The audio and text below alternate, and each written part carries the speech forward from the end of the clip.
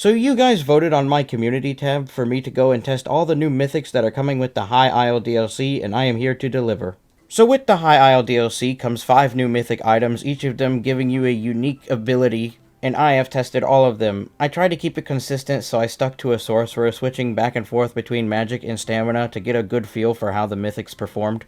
And after having tested all of the mythic items, I can say you can find a purpose for each of these items. Though for some of the mythics, it's a little bit better to go out of your way to make a build around that mythic item to get the most mileage out of it, but all of these mythics perform well in the situations which I gave them. And do know I am looking at these more through a PvP perspective than a PvE one. So please keep that in mind as you watch the video. And also, we don't know how these will perform in the live server, like with real PvP, because we're only limited to duels here, and duels are very, very different than actual open world PvP with mass scale fights. So having said all that, I quickly want to mention that we don't know how to get the leads for any of these items, so if they are locked behind the card game, we do not know at the moment, which is very unfortunate, and I just pray that they're not locked behind the card game, because that would be very annoying. And also, this is literally week 1 of the PTS, so some of these mythic items can change, and one of them definitely needs a change.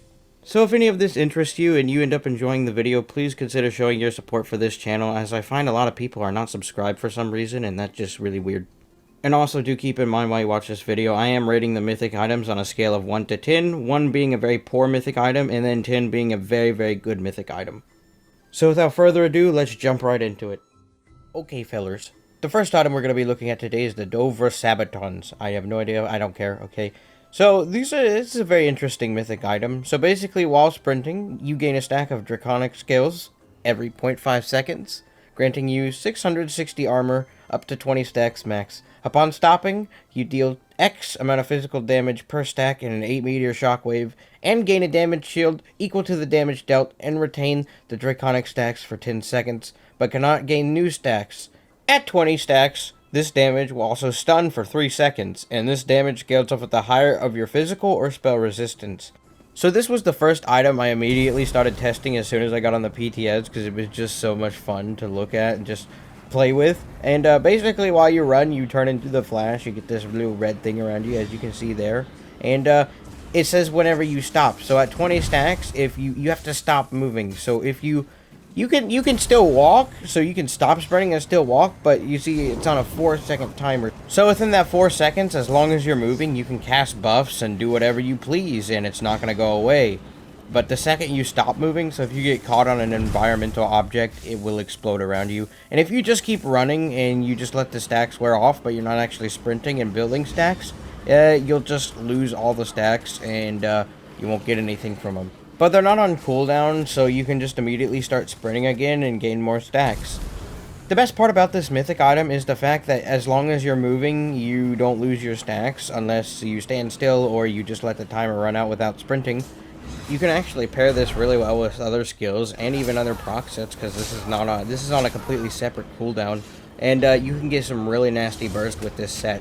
And also, one other thing I should mention, if you get stunned while you're running, you will lose all your stacks, and they'll just go immediately into the 10-second thing. So you'll just gain the armor. But the thing is, if you're at 20 stacks and someone uppercuts you and then medium weaves you, and they hit you, the second you get stunned, you will stun them. So it's kind of like Zol's as well. It's a really well-packaged mythic, I'd say. I know this section has gone on for a while, but this mythic item has a lot to it and a lot of potential. And let's quickly talk about that armor that you get. So at 20 stacks, you get 13k resistances, which also helps scale up the damage with this thing because it scales off of the higher your physical and spell resistance. And on top of that, that just sticks with you for 10 seconds after you stop moving. I don't know, that armor value seems a bit high, and I think it may need to be adjusted, as just on a max work, I'm sitting at 35k resistances. And if I'm on my Stamps work with Trial by Fire active, I'm at 45k resistances, because that's just crazy. I think it might need to get a little bit of looking at there, the armor value at least, but everything else about this mythic I do enjoy a lot, and I give it a 9 out of 10 for its, mythic factor. Yes, we're rating the mythics. Okay guys, next up we have the Lefthanders War Girdle, and it's a girdle, so I immediately thought it was a heavy armor piece, but it's actually a medium armor piece, which is very interesting. As you can see, girdle means heavy, but it's medium for some reason.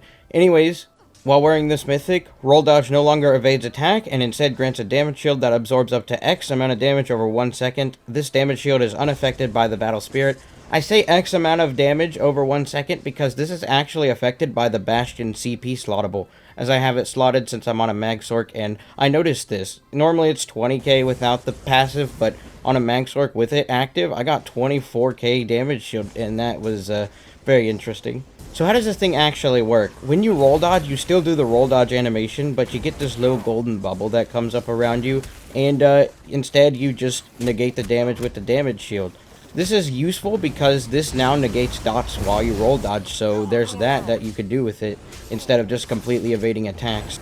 I can see the use in this mythic item because roll dodging can now negate dot damage, and nothing in PvP, looking at it through that lens, will be able to completely crush the shield in one hit, unless, say, you're getting completely zerged down and there's like 7 ultimates used on you at the exact same time. Then roll dodge is just not going to help you, and then in that case, it'd actually be more useful to be able to dodge attacks than to take the damage and have it just hit the damage shield instead. So there are situations where this is useful, and some situations where it's not. But as you see, yeah, with the Battle Spirit passive active, we still get the full shield from this, so this definitely could be used on some builds in PvP, but it really comes down to if you really want to sacrifice a mythic slot for this thing. I mean, it is pretty useful, but I don't know if it's as good as some of the other mythics that were getting this update. So, with that said, I give it a solid 5 out of 10 for its rating. Okay guys, so next up we have Mora's Whispers, so you know that Hermaeus Mora squid guy? Yeah, this is his shoulder piece, I guess.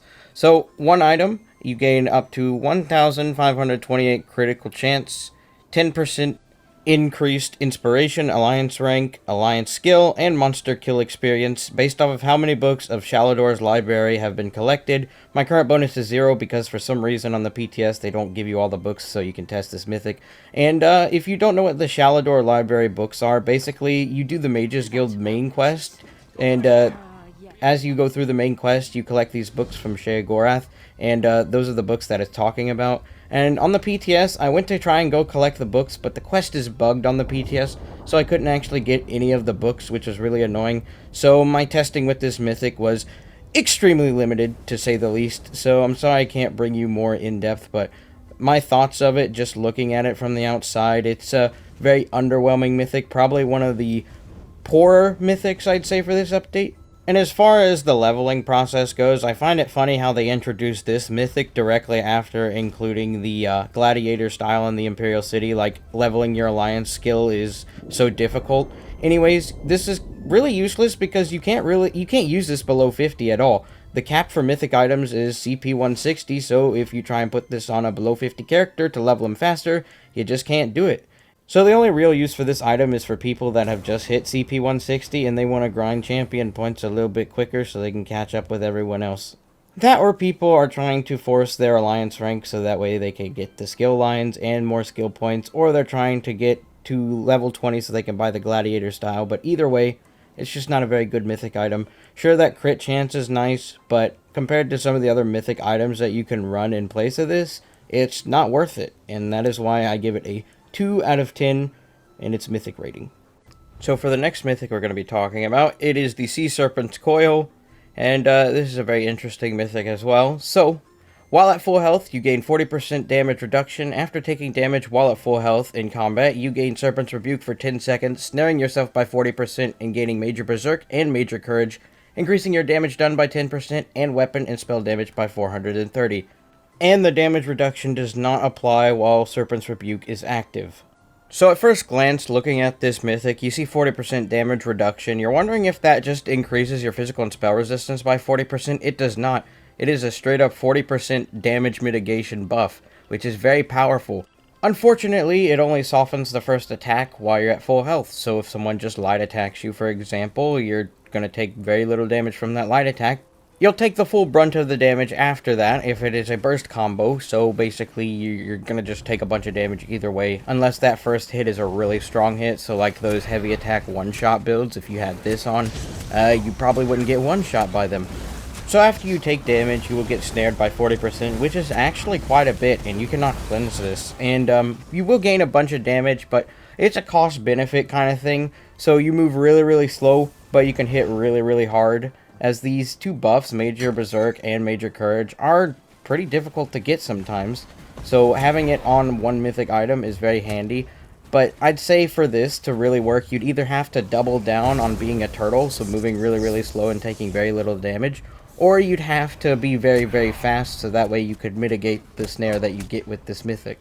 But here's the thing though, this mythic feels really weird. If you use this thing, normally when you move really, really slow in this game, you expect to be very, very tanky. That is not the case with this. Instead, you move really, really slow and you hit really, really hard, so it's basically doing the opposite of what you'd expect, and that is why it feels really, really weird. Sure, you can, like, have streak or teleport or use a gap closer while this is active and you're snared and you move really, really slow, and you get that to hit really, really hard, but that snare by itself is reason enough for me to turn down this set and not really want to use it. But I can really see some use for this, especially if you're doing PvE stuff. So normally in PvE you just stand in one spot and you deal a bunch of damage.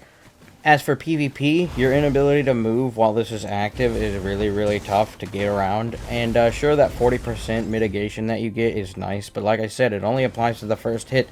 So as soon as that first hit hits you, basically you are susceptible to a really hard-hitting burst combo if the person that is hitting you is going to burst you, because you're already snared and the only thing you could do is go really offensive and pray for the best. I do really like the flashy effects, though, that come with this mythic, so your arms turn purple and red, and you get this blue eye above your head. I think it's really cool, but honestly, those flashy effects and the snare is just not enough for me to justify using this thing on any build for me, personally. Maybe you can find a use for it, but that is why I give it a 5 out of 10 for its rating. And finally, the last mythic we will be covering is the Okensoul Ring. You have heard about this mythic by now for sure. This thing needs a nerf, that's all I'm gonna say. So buckle up. Okay, one item adds 450 weapon and spell damage. One item adds 5,280 armor. One item adds 450 health recovery. One item adds 450 magic recovery. One item adds 450 stamina recovery.